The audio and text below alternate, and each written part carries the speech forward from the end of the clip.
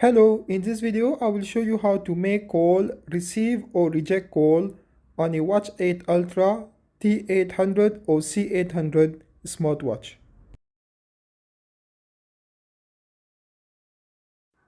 The first step is to connect the smartwatch to your phone using the Fit Pro application. If you haven't done so yet, you can find a video in the top right corner of this video or in the description on how to do that. Next step, swipe up on the watch and turn on Bluetooth call. Open Bluetooth settings on your phone and connect to the smartwatch using Bluetooth. Even if you have connected the watch to your phone using the Fit Pro application, you will need to do this step to make calls.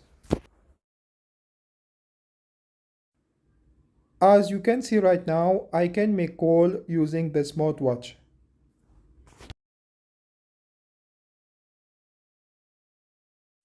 I can also answer or reject calls using the smartwatch. Here is how to connect the watch to your phone and also how to receive WhatsApp notifications on your smartwatch.